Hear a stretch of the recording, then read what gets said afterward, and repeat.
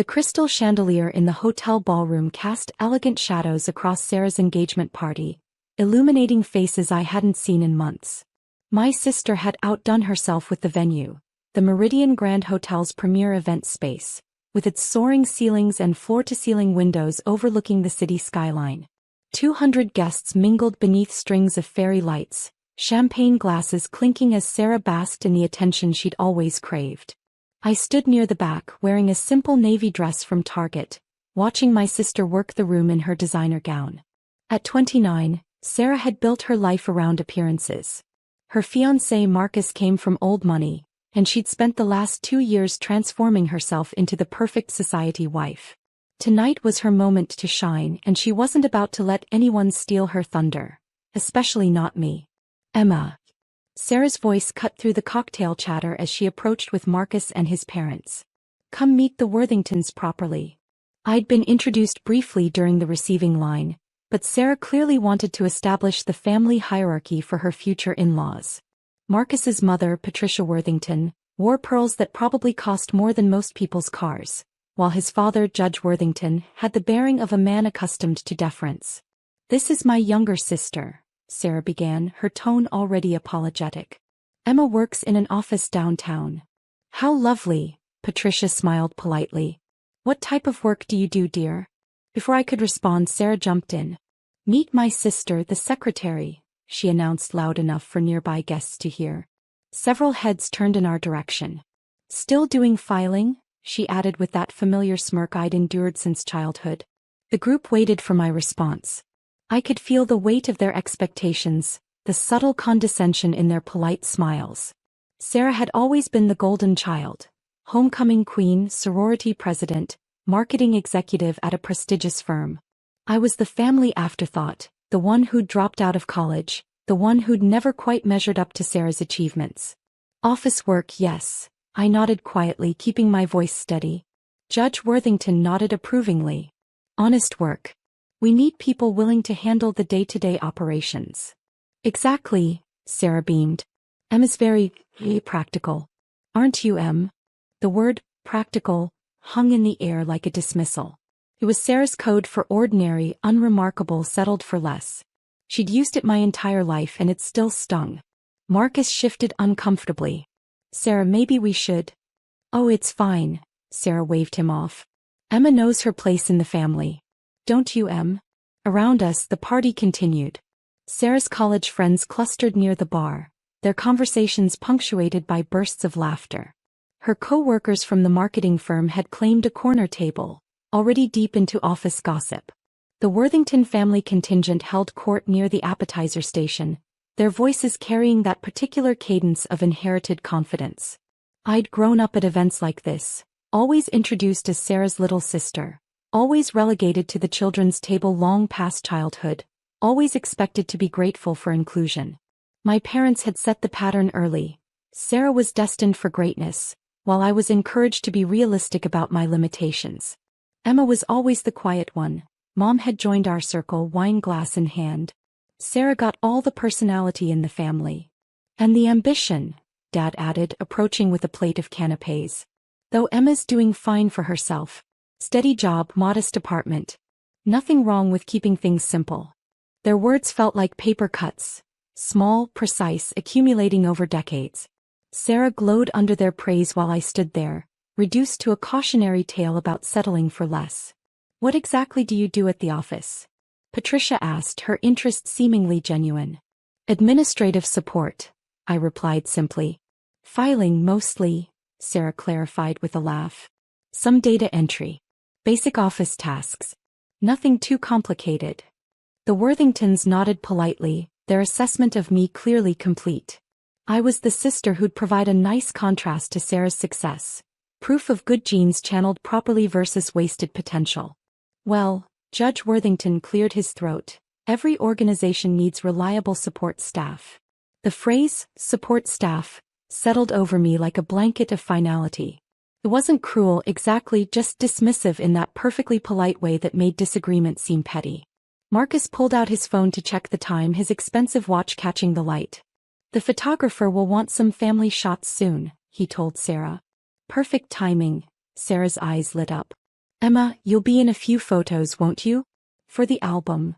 Her tone suggested she was doing me a favor, including the family secretary in the official record of her engagement to high society. I understood my role. Background figure in Sarah's success story, proof of how far she'd come. Of course, I smiled. Wonderful. Patricia clapped her hands together. Marcus, show them those lovely photos from your Harvard reunion. The Worthington family has quite the legacy there. As Marcus scrolled through his phone, showing off pictures of ivy-covered buildings and accomplished classmates, I felt the familiar sensation of being measured against Sarah's achievements and found wanting. It wasn't malicious. My family genuinely believed they were being helpful by managing expectations, keeping me grounded, preventing disappointment. The photographer materialized with his equipment, directing the family into various configurations around the ballroom. I stood where positioned, smiled when instructed, and tried to look appropriately grateful for inclusion in Sarah's perfect evening.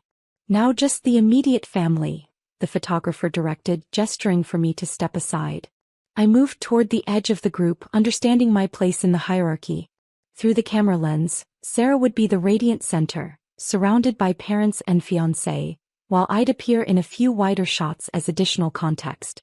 Emma's always been the practical one, I heard Mom explaining to Mrs. Worthington as they waited for the next pose. Never had Sarah's drive for big careers.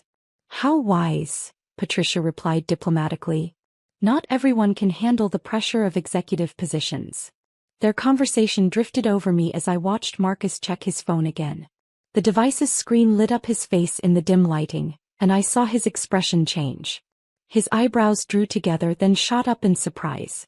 What's wrong, darling? Sarah noticed his expression. Marcus stared at his phone, then looked up at me with confusion. This is going to sound strange, but... The photographer was still adjusting his equipment, giving Marcus time to process whatever he'd seen. Around us, party guests continued their conversations, oblivious to the shift in Marcus's demeanor. Her fiancé's phone lit up. Wait, is this you on Time's cover? He asked, his voice carrying across the small circle. The question hung in the air like a record scratch. Sarah's smile froze. Mom's wine glass paused halfway to her lips. Dad stopped mid-chew on his canopy. The entire party turned to stare. As Marcus held up his phone, the Time magazine app opened to this week's cover story. The silence stretched like pulled taffy, everyone processing what they were seeing but not quite believing it. In the background, the party continued. Laughter and clinking glasses and the photographer adjusting his lights. But our small circle had become an island of stunned quiet. Sarah was the first to find her voice. That's not possible. But Marcus was already scrolling through the article, his expression growing more incredulous with each paragraph. Judge Worthington moved closer to read over his son's shoulder, while Patricia fumbled for her own phone. The biotechnology breakthrough of the decade, Marcus read aloud, his voice barely above a whisper. Dr. Emma Richardson, founder and CEO of Richardson Labs, has revolutionized cancer treatment with her groundbreaking immunotherapy research. Dad's canopy fell from his fingers. It says here you have 3 degrees from MIT, Marcus continued, his voice growing stronger as the reality sank in. PhD in molecular biology, founded your company 5 years ago, currently valued at $2.8 billion. Mom's wine glass joined Dad's canopy on the floor. The article mentions you've been working nights and weekends in your lab while maintaining a cover job as administrative support at a downtown office building. Marcus looked up from the phone. To throw off corporate espionage attempts. Sarah's perfect makeup couldn't hide the color draining from her face. But you're just... a secretary, I finished quietly. Yes, that's what I let everyone believe. The photographer had noticed the commotion and approached our group, camera at ready. Around us, other party guests were pulling out their phones, apparently receiving the same news alerts that had reached Marcus. Oh my God, Patricia whispered, her phone screen showing the same Time magazine cover. You're Dr. Richardson. The Dr. Richardson. Judge Worthington cleared his throat, his entire demeanor shifting as he processed this information. We had no idea. Nobody did, I replied simply. That was the point. Sarah's carefully constructed evening was unraveling in real time. Her engagement party, designed to showcase her ascent into high society, had suddenly become the backdrop for a revelation that repositioned everyone in the room. But why? Sarah's voice cracked slightly. Why would you let us think? Because it was easier, I said. Corporate espionage is real in biotech. The fewer people who knew about my research, the safer it was. Even family. Around us, the whispers were starting. Other guests had clearly received similar news alerts, and phones were being passed around tables as people tried to process the disconnect between the woman they'd been introduced to as the secretary and the scientist gracing the cover of Time magazine. Emma, Mom approached tentatively, her voice small. Honey, we didn't know. I know, I said gently. You weren't supposed to. Dad was staring at his phone, reading what appeared to be a financial article. It says here your company just went public. The IPO raised $3.2 billion. Last week, I confirmed. Last week. Sarah's voice pitched higher. You've been a billionaire for a week and didn't tell us? I've been a billionaire on paper for 3 years, I corrected. The public offering just made it official. The photographer had given up pretending not to listen and was openly documenting what was clearly becoming a more interesting story than a simple engagement party. Other guests were migrating toward our group, drawn by the growing commotion. Marcus was scrolling through more articles on his phone. There's a whole profile in Forbes from 6 months ago. The mystery CEO who's revolutionizing cancer treatment. It has your picture. We never read Forbes, Mom said weakly. Apparently we should have, Dad muttered.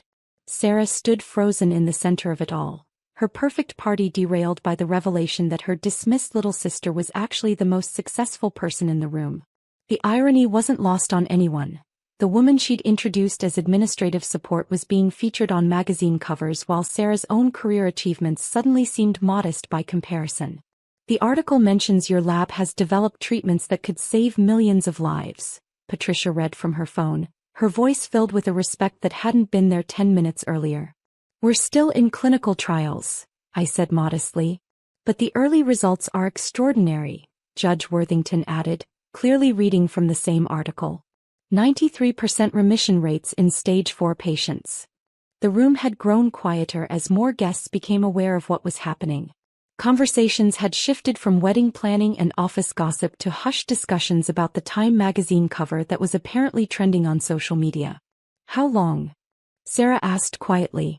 How long have you been working on this? 8 years, I replied. Since I left college. You didn't drop out, Dad said slowly, understanding dawning. You transferred. To MIT's accelerated PhD program, I confirmed.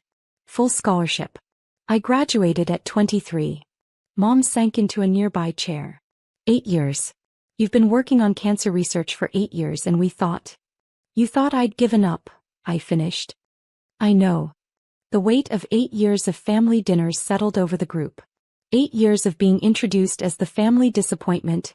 8 years of gentle suggestions to be more ambitious. 8 years of comparisons to Sarah's conventional success.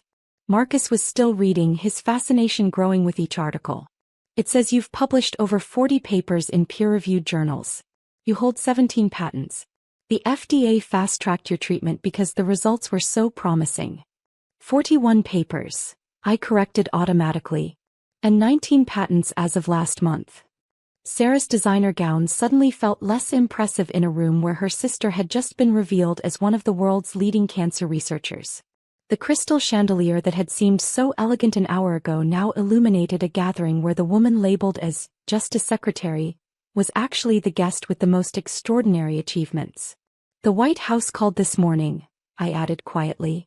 The president wants to discuss expanding federal funding for cancer research. Apparently, our results have caught some attention. Patricia nearly dropped her phone. The president? It's scheduled for Thursday, I said simply. Judge Worthington, who had spent his career in positions of authority, suddenly looked uncertain. Dr. Richardson, we owe you an apology. No apology needed, I said. You responded to the information you had. But Sarah wasn't ready to let it go.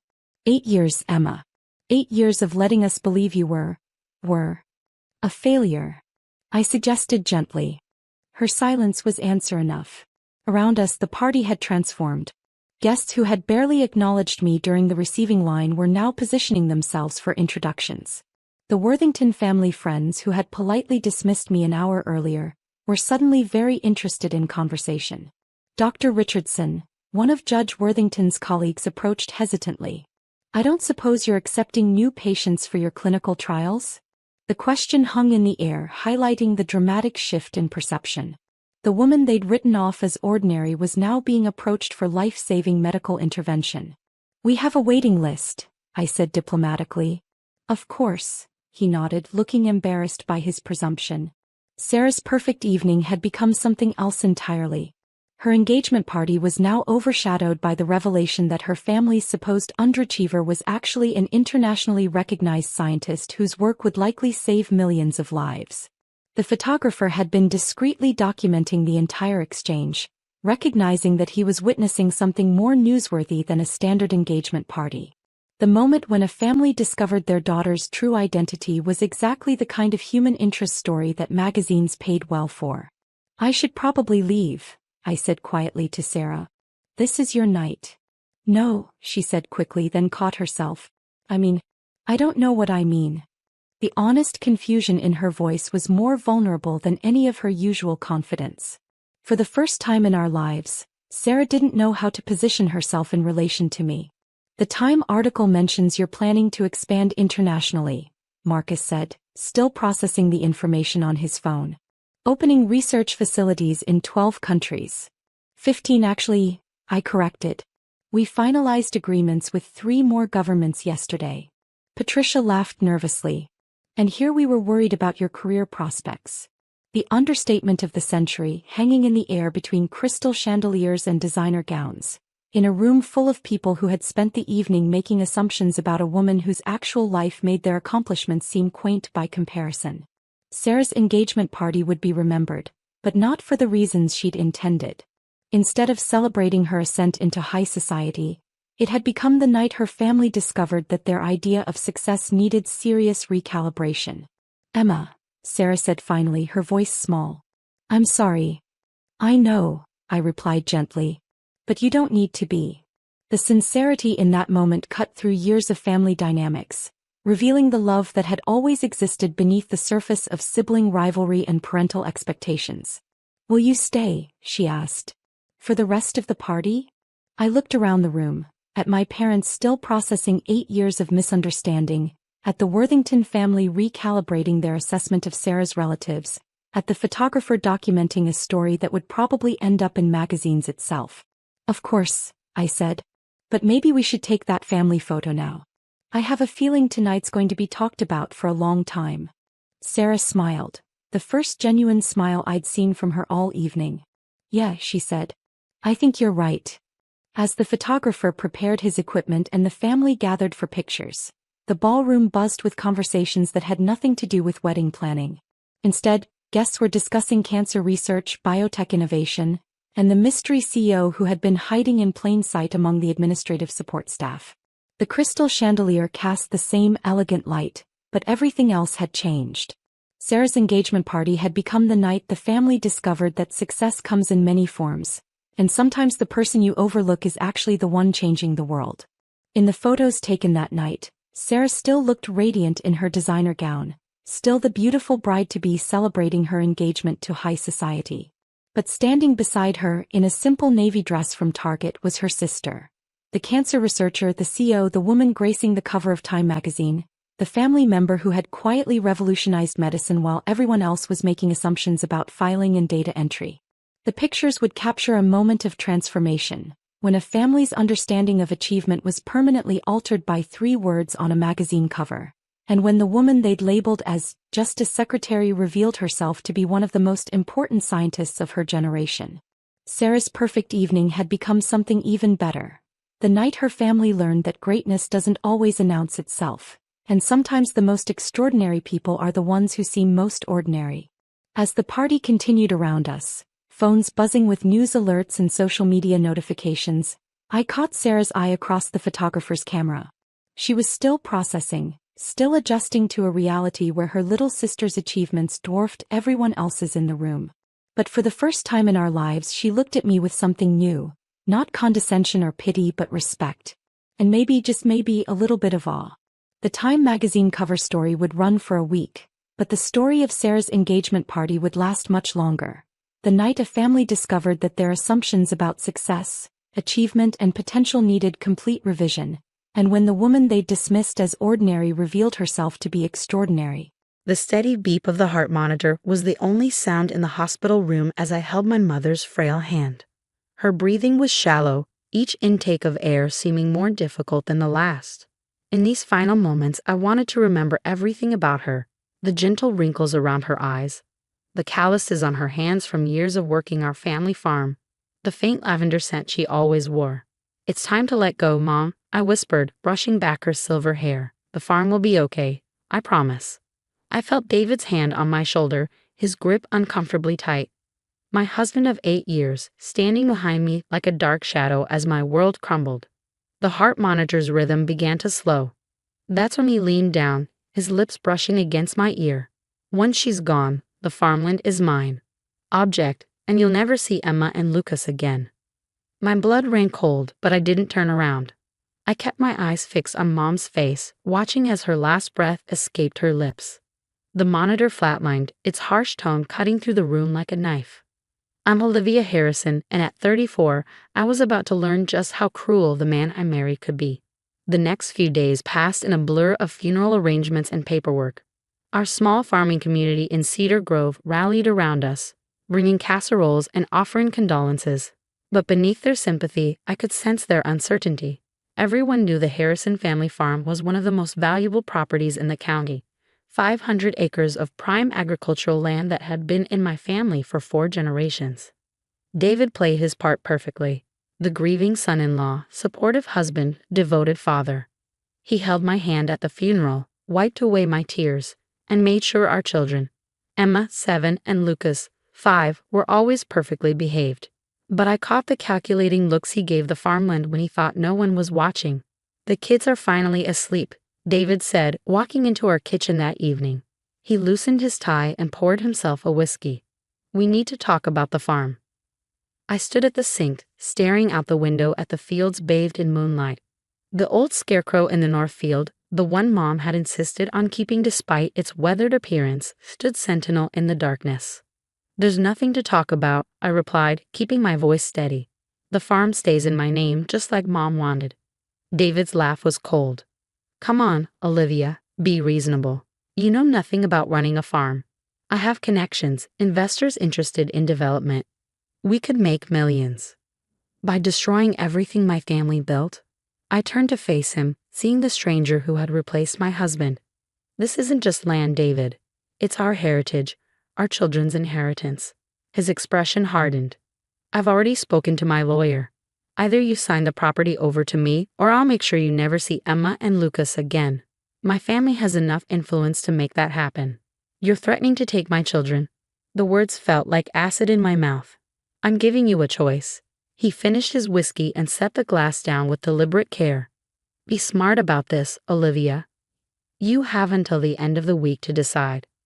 As he walked away, I gripped the counter to steady myself. How had I not seen this coming? The signs had been there. His increasing interest in the farm's finances, the mysterious phone calls, the subtle comments about my mother's mental state in her final months. Later that night, I couldn't sleep. I found myself walking through the moonlit fields, my bare feet cold against the dewy grass. The old scarecrow loomed ahead, its faded overalls and hat silhouetted against the stars. Mom had always said it was special, that it watched over the farm's secrets. I thought it was just one of her whimsical stories. Standing before it now, I noticed something odd. The left pocket of its overalls was bulging slightly, the fabric weathered but intact. Reaching inside, my fingers touched something smooth and cold. A key, old and brass, with a familiar pearl charm attached. My heart raced as I recognized it. Mom's special key, the one she always worn around her neck, but had mysteriously lost 2 months before her death. She'd been so insistent of the scarecrow, about its importance. Had she known? Had she seen this coming somehow? Clutching the key, I hurried back to the house and up to Mom's study.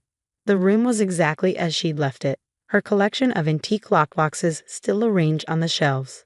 The pearl charm matched one of them perfectly, a small iron box I'd never seen opened. Inside, I found a stack of documents, photos, and a letter addressed to me in Mom's flowing handwriting. As I read, tears filled my eyes. But they weren't tears of sadness. Mom hadn't just left me a farm. She left me a way to fight back. My darling Olivia, the letter began, if you're reading this, then my suspicions about David were correct. The scarecrow has kept our family's secrets safe for generations, and now it's protected our most important documents. Remember what I always told you. The land knows its true guardians. I stayed up all night reading, my hands trembling with each new revelation.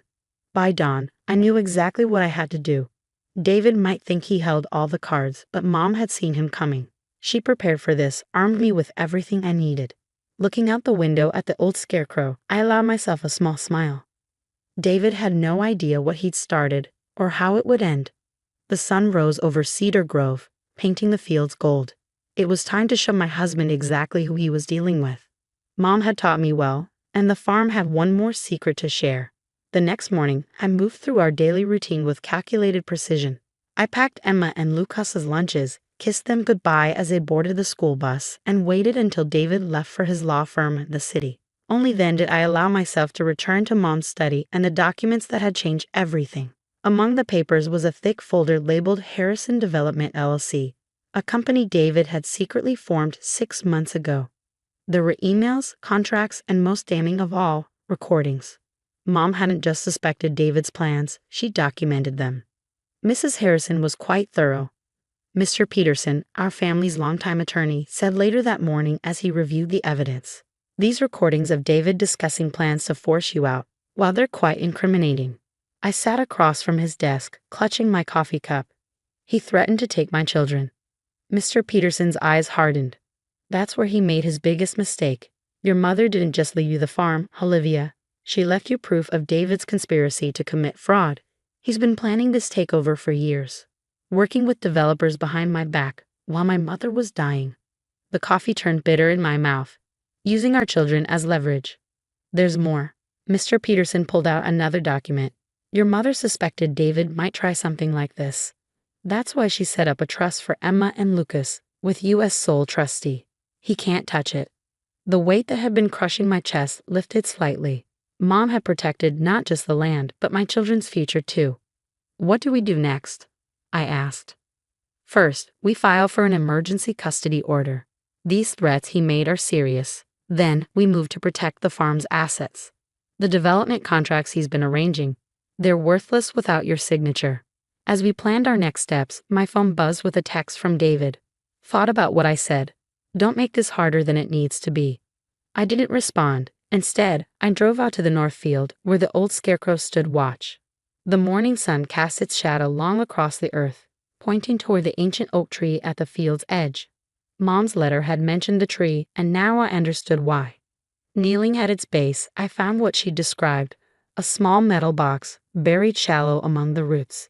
Inside was a USB drive and another letter, this one dated just weeks before her death. My dearest Olivia, it read, if you're reading this, then David has shown his true colors. The drive contains security footage from my hospital room, footage he doesn't know exists. Remember when he insisted on private time with me? Now you'll know what really happened during those visits. That evening, after picking up the kids from school, I took them to my best friend Sarah's house. Just a fun sleepover, I told them, hugging them extra tight. David was waiting when I got home, nursing his usual whiskey. Where are the kids? He demanded. Safe, I replied, my voice steady. Away from you. His face darkened.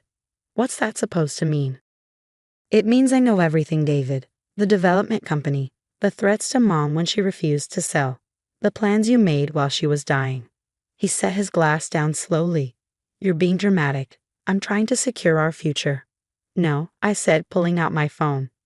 You're trying to steal my children's inheritance. Mom recorded everything. Your meetings with developers, your threats, even your private conversations in her hospital room. The color draining from his face. You're bluffing. I played one of the recordings, his voice filling the kitchen as he threatened my dying mother, demanding she change her will. His hands began to shake. The thing about old farms, I said, stopping the playback, is that they hold onto their secrets. Mom knew what you were planning. She left evidence everywhere, in the scarecrow, under the oak tree, even in her hospital room. Did you really think she'd leave her family legacy unprotected? He lunged for my phone, but I was ready. Touch me, and the recordings go straight to the police. Touch our children, and every developer in the state will know how you operate. You can't prove anything, he snarled, but uncertainty flickered in his eyes. The emergency custody hearing is tomorrow morning, I informed him. Pack a bag, you won't be staying here tonight. This isn't over, he threatened, heading for the stairs. You have no idea what I'm capable of. I watched him pack, my hand tight around the phone. Actually, David, I do. That's why I'm not afraid anymore. After he left, I walked out to the scarecrow again. The moon was rising, casting long shadows across the fields my ancestors had tended for generations. Mom's voice seemed to whisper on the evening breeze. The land knows its true guardians. Standing there, I felt stronger than I had in years. David thought he was fighting me for a piece of property, but he'd never understood what the farm really meant. It wasn't just land. It was legacy, memory, and now justice. Tomorrow would bring the custody hearing, and with it, the beginning of David's downfall. But tonight, under the stars my mother had taught me to name, I was exactly where I belonged. The old scarecrow kept its vigil, guardian of one last secret that would seal David's fate. Mom's final gift was still waiting to be revealed, and when it was, my husband would learn what happened to those who threatened a Harrison woman's children. The wind picked up, rustling through the cornfields like whispered promises. Dawn wasn't far away, and with it would come the fight of my life. But standing there, surrounded by the land that had sustained my family for generations, I knew I wouldn't be fighting alone. The courthouse steps were bathed in morning sunlight as I walked up them, clutching a worn leather briefcase that held Mom's final surprise. David stood with his lawyer near the entrance, his confident smirk faltering when he saw me approach. Inside the courtroom, Judge Thompson, a stern woman who'd known my family for years, listened intently as David's lawyer painted me as an unstable widow, too grief-stricken to care for my children properly. Furthermore, Your Honor, he continued, Mrs. Harrison's emotional attachment to an outdated family farm demonstrates her inability to make sound decisions for Emma and Lucas's future. When it was my turn, I opened Mom's briefcase. Your Honor, I'd like to present evidence that my husband has engaged in a pattern of threatening behavior and attempted fraud. The recordings play through the courtroom speakers. David's voice, cold and calculating as he threatened my dying mother. His conversations with developers, planning to strip the land bare. His phone calls discussing how to use my children as leverage. David's face grew paler with each revelation. But I wasn't finished. And finally, I said, pulling out the last document, I present my mother's final amendment to the farm's trust, signed and notarized 2 days before her death. Judge Thompson read it carefully, her eyebrows rising. This stipulates that any attempt to coerce the sale of the farm or use the minor children as leverage automatically triggers a clause transferring all parental rights solely to Mrs. Harrison. David jumped to his feet. That's impossible. She couldn't have known. Sit down, Mr. Harrison, Judge Thompson ordered. She turned to me. Did your mother explain why she added this amendment? I nodded. She saw what was coming. The scarecrow in our north field, it wasn't just watching over the land. It was recording everything. Every meeting David had with developers in that field, every threat he made while walking the property. Mom had installed surveillance equipment inside it months ago. The courtroom erupted in whispers. David slumped in his chair, defeated. Judge Thompson's ruling was swift and absolute. Full custody of Emma and Lucas was granted to me. David was barred from the property and ordered to pay significant damages for his attempted fraud. As we left the courthouse, David caught up to me. You've ruined everything, he hissed. No, I replied calmly. You did that yourself. The farm doesn't just grow crops, David. It grows truth, and truth has deep roots. That evening, I stood with Emma and Lucas in the north field. The old scarecrow washed over us as the kids played, their laughter carrying across the land that would one day be theirs. Mommy, Emma asked, will we always live here? I pulled her close. As long as we want to, sweetheart. This land is our heritage, our home, and no one can take that from us. Later, as the sun set, I found one last letter from Mom in a scarecrow's pocket. My dearest Olivia, it read, now you understand why I always said the land knows its true guardians. You've protected our legacy, just as I knew you would. The farm is more than earth and crops. It's the story of strong women who refuse to be bullied or broken. Your children will grow up knowing that strength just as you did. I'm so proud of you, my brave daughter. 5 years have passed since that day in court.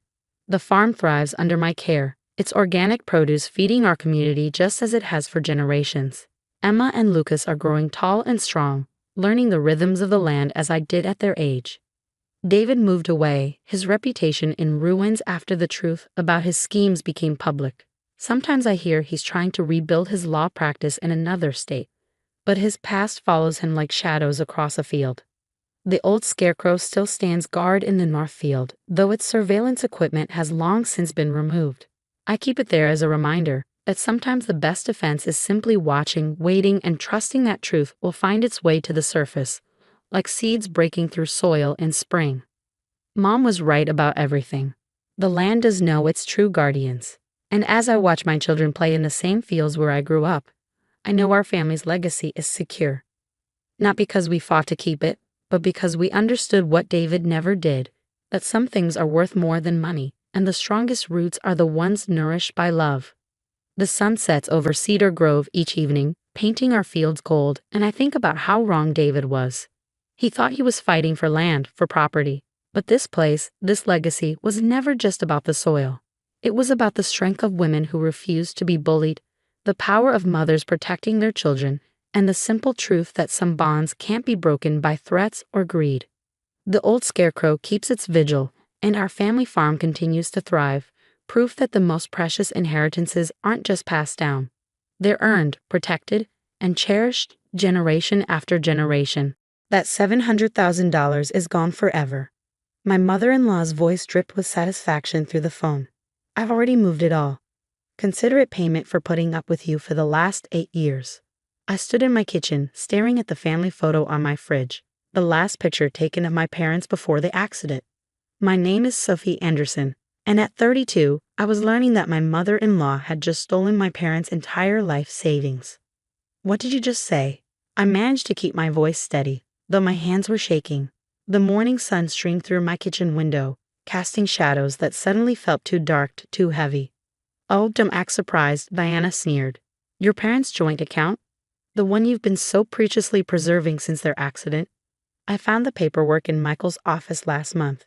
Getting added as a signatory was almost too easy. Your husband really should be more careful with important documents. My stomach dropped. Michael, my husband, had access to my parents' account information because he'd helped me manage their estate after the car accident 2 years ago.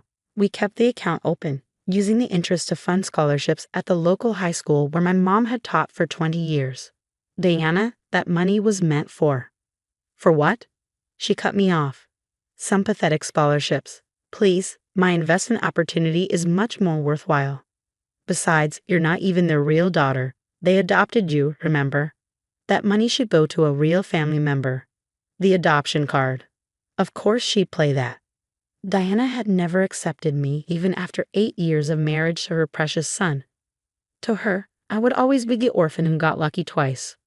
First with my adoptive parents, then with marrying into her prestigious family. Where's Michael? I asked, my mind already racing through possible solutions. Put him on the phone. Hawaii. Diana laughed. On that business trip you thought he was taking to Seattle. He's been seeing someone more suitable for the past 6 months. I just thought you should know everything at once. Consider it my gift to you, the truth. The room spun slightly. Michael was in Hawaii? With someone else?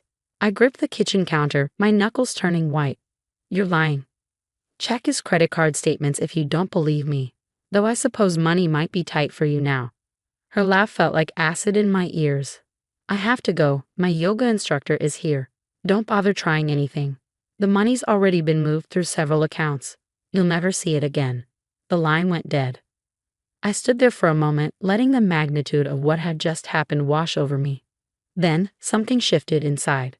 A clarity I hadn't felt since my parents' accident settled over me. Diana had no idea what she'd just done, or who she was dealing with. I walked to my home office, my heels clicking against the hardwood floors with purpose. Opening my laptop, I pulled up my emails from 6 months ago. There it was, the correspondence with Mr. Patterson, my parents' longtime financial advisor. Diana wasn't the only one who'd been making moves with the account. Harrison and Patterson Financial Services, this is Jessica speaking. Hi Jessica, this is Sophie Anderson. I need to speak with James Patterson immediately. It's an emergency. 5 minutes later, Mr. Patterson's familiar voice came through. Sophie, what's wrong? Deanna Williams just called to inform me she's emptied my parents' account. She claimed she was added as a signatory. There was a pause, then what sounded like typing. When did she say this happened? She found the paperwork last month, apparently. I took a deep breath. But that's not possible, is it? Not with what we set up. No, Mr. Patterson's voice was firm.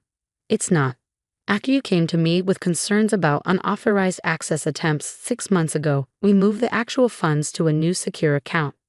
What Deanna accessed was the dummy account we left as a precaution. The real money is safe, Sophie. Relief flitted through me, quickly followed by a grim satisfaction. And everything was logged. Every attempt, every transfer, every call she made to the bank. The fraud department has been monitoring since the first red flag. Would you like me to contact them now? I thought about Diana, probably sitting in her luxury apartment, feeling smug about what she'd just done. About Michael, apparently in Hawaii with someone else, having no idea what his mother had just set in motion. Yes, I said, my voice steady. And please send me copies of everything. All the documentation, all the attempts, everything. It's time Diana learned what happens when you mess with the wrong family. I'll have it all to you within the hour. And Sophie, Mr. Patterson paused. Your parents would be proud of how you're handling this. After hanging up, I sat at my desk, opening a new folder on my laptop. Years of working in cybersecurity had taught me the importance of documentation, of always being one step ahead. Diana thought she was dealing with a quiet, accommodating daughter-in-law who always kept the peace at family gatherings. She had no idea that I'd been watching, waiting, documenting every subtle threat, every attempted manipulation. My phone buzzed. A text from Diana. Don't bother calling Michael. He won't believe you anyway. He knows what kind of person you really are. I smiled, thinking of the detailed records Mr. Patterson would be sending over. Diana was right about one thing. Michael would soon know exactly what kind of person I was. And his mother was about to learn that the daughter of Claire and Thomas Anderson, adopted or not, was nobody's victim. Opening my email, I saw Mr. Patterson's files already arriving. Each document was another nail in Diana's coffin. Attempted access logs, recorded phone calls, forged signature attempts. She hadn't just tried to steal from me, she'd left a trail of evidence that would destroy her carefully curated image of respectability. I thought about my parents, about their belief in education, in giving back to the community. The scholarships their money funded weren't just about helping students, they were about continuing their legacy of making a difference in people's lives. Diana hadn't just attempted to steal money, she tried to erase their impact on the world. As I began organizing the evidence, my phone buzzed again. This time, it was an email from the bank's fraud department, requesting an immediate meeting. Perfect. Looking at my parents' photo on my desk, I felt a sense of calm purpose. Diana thought she'd won, thought she'd finally put me in my place. She had no idea what was coming. The bank's fraud investigation team didn't waste any time. Within 3 hours of Diana's gloating phone call, I sat in a sleek conference room at First National Bank, facing 2 investigators and the bank's legal counsel. The evidence spread across the table told a story that even I hadn't fully appreciated until now. Mrs. Anderson, Sarah Chen, the lead investigator, gestured to the documents before us. What we're seeing here isn't just attempted theft. Your mother-in-law created an elaborate scheme involving multiple forged documents, falsified identifications, and attempted wire transfers to offshore accounts. I nodded, taking in the scope of Diana's deception. When did it start? Our records show the first attempt was made approximately 8 months ago, Sarah replied, pulling out a timeline. She tried to add herself as a signatory using what appears to be your husband's forged signature. When that failed, she attempted multiple times using different approaches. The legal counsel, Mr. Rodriguez, cleared his throat. What's particularly concerning is the level of premeditation. Mrs. Williams made calls to several bank branches, each time presenting herself differently, sometimes as your family's financial advisor, other times claiming to be acting on your behalf.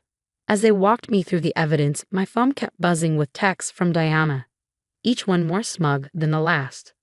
Hope you're not too upset about the money. Maybe this will teach you to know your place. Michael always said you were too attached to your adopted parents' things. Don't worry, I'll make sure the money stays in the real family. I silenced my phone, focusing instead on the task at hand. What are our next steps? Sarah leaned forward, her expression serious. We've already frozen all associated accounts and flagged Mrs. Williams in the banking system. The next step is filing formal charges. Are you prepared to move forward with that? I thought about Diana's years of subtle cruelty, her constant reminders that I wasn't real family, her manipulation of Michael. Yes, I said firmly. I want to press charges. Just then, my phone lit up with a call from Michael. I excused myself and stepped into the hallway. Sophie, what the hell is going on? Michael's voice was tight with anger. Mom just called me, saying the bank froze her accounts. What did you do? I closed my eyes, steadying myself. Where are you, Michael? What do you mean? I'm in Seattle for. Stop lying, I cut him off. I know you're in Hawaii, I know about the affair, and I know what your mother tried to do. There was a long pause. Sophie, listen. No, you listen. Your mother tried to steal $700,000 from my parents' memorial scholarship fund. She forged documents, created fake IDs, and attempted multiple fraudulent transfers. Everything was documented. Everything was recorded. So before you defend her, you might want to see the evidence for yourself. She was just trying to what? Help you hide money for your divorce plans? Create a nest egg for you and your girlfriend? The bank has everything, Michael. Every attempt, every call, every forged signature, including yours. Another pause, longer this time. When he spoke again, his voice was different. What do you want? I want you to come home and face what you've both done.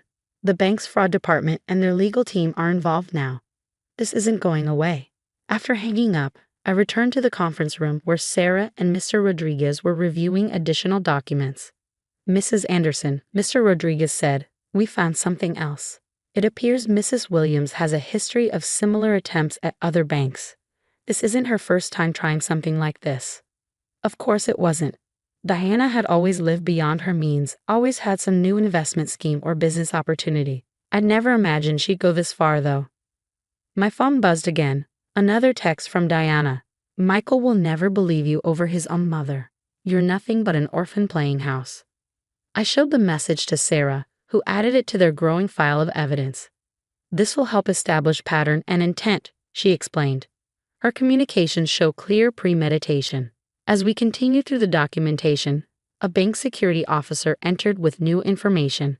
They tracked the attempts Diana had made to move the money she thought she'd stolen, multiple transfer requests to accounts in the Cayman Islands and Singapore. If she had accessed the real account instead of the dummy one, Sarah explained, the money would have been nearly impossible to recover. I thought about how close Diana had come to destroying my parents' legacy, all while believing she was entitled to do so. The scholarships that money funded had already helped dozens of students attend college. My mom had always said education was the greatest gift you could give someone. Even after her death, she was still changing lives. We're ready to proceed with formal charges, Mr. Rodriguez announced. Given the amount involved and the extensive evidence of fraud, Mrs. Williams is looking at serious criminal charges. Just then, my phone rang again.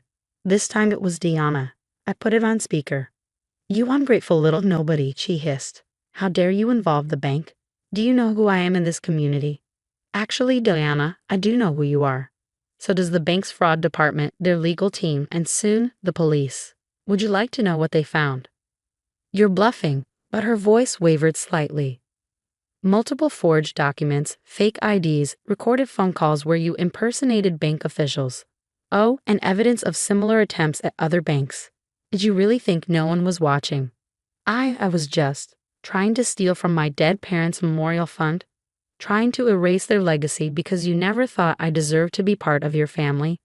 You've made that clear for 8 years, Diana, but this time, you went too far. There was a long silence. When Diana spoke again, her voice was different, desperate. We can work something out. I'll tell Michael to come home. We can talk about this as a family. Family? I cut her off.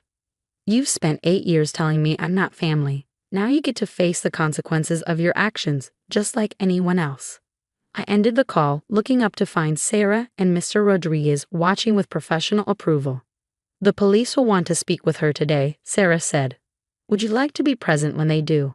I thought about Diana's face when she realized everything was documented, about Michael somewhere in Hawaii probably scrambling to damage control. I thought about my parents who had taught me that integrity mattered more than status, that family was about love, not blood. Yes, I said, gathering my things. I want to be there. She needs to understand exactly what she tried to destroy. As we left the conference room, I felt lighter somehow. Diana had tried to take everything from me, thinking I was powerless to stop her. Instead, she'd given me the opportunity to stand up not just for myself, but for everything my parents had believed in. The real money was safe, the scholarships would continue, and Diana was about to learn that underestimating me was the biggest mistake she ever made. The police arrived at Diana's luxury apartment building just as the afternoon sun cast long shadows across the manicured lawns. I stood slightly back, watching as 2 officers and a detective approached her door. The bank's fraud investigator, Sarah, stood beside me, a thick folder of evidence under her arm. Diana's face when she opened the door was something I'll never forget. The color drained from her perfectly made-up face as she saw the officers, then me standing behind them. "Mrs. Diana Williams," the detective began, "we need to speak with you about multiple counts of attempted bank fraud and identity theft." "This is ridiculous," Diana sputtered, her usual composure cracking. "Do you know who my family is? Who my husband is?" "Yes, ma'am," the detective replied calmly. "We're also aware of your previous attempts at First National and 3 other banks. Would you like to discuss this here or down at the station?" Just then, Michael appeared in the doorway, looking disheveled and jet-lagged. His Hawaii trip had clearly been cut short. His eyes met mine, and for the first time in our marriage, he looked ashamed. "Sophie," he started, but I held up my hand. "Save it, Michael. The detective here has some questions for both of you about forged signatures and fake IDs." The next few hours were a blur of statements, evidence presentation, and watching Diana's carefully constructed world crumble. The detective laid out everything. Every attempt, every forged document, every recorded call where she'd impersonated bank officials. "The scholarship fund will continue," I told her as the officers prepared to take her statement. "Every penny is safe, still helping students just like my parents wanted. You didn't just try to steal money, Diana. You tried to steal their legacy." Diana's face contorted with anger. "They weren't even your real parents. You were just some orphan they took pity on." "No," I said calmly, pulling out a worn photo from my wallet. "They were the people who taught me that family isn't about blood or status. It's about love, integrity, and standing up for what's right, something you never understood." As Diana was led away for formal questioning, Michael approached me, his face drawn. "I had no idea she was planning this," he said quietly. "About Hawaii, I'm sorry." I looked at this man I'd married, seeing him clearly for the first time. "You may not have known about the fraud, but you knew who she was. You knew how she treated me, how she talked about my parents. You just chose to ignore it." "What happens now?" he asked, his voice small. "Now, I continue my parents' legacy. The scholarships will go on, helping students achieve their dreams. As for us, I twisted my wedding ring off, placing it on the table between us. I think we both know this marriage is over." The divorce proceedings moved quickly. Michael didn't contest anything, perhaps hoping to avoid more scandal. Diana faced multiple fraud charges, her reputation in the community she'd valued so much now in tatters. 3 months later, I stood at my parents' grave, placing fresh flowers beside their headstone. The first round of scholarship recipients had just been announced. 15 students who would get the chance to pursue their education, just as my parents had wanted. "Mrs. Anderson," a young voice called out. I turned to see Maria, one of the scholarship recipients, walking toward me with her mother. "We hoped we'd find you here," Maria said, clutching an envelope. "I wanted to thank you in person. This scholarship, it means everything. I promise I'll make your parents proud." As I hugged this bright young woman, I felt tears in my eyes. This was my parents' true legacy, not just the money, but the lives they continued to touch, the dreams they helped make possible. My phone buzzed, a text from Sarah at the bank. "Diana took a plea deal, significant fines and community service. She's also been barred from any financial positions or decision-making roles." I smiled, tucking the phone away. Diana's punishment wasn't about revenge. It was about justice and consequences. She tried to destroy something beautiful out of spite and prejudice, and instead had only destroyed her own carefully maintained facade.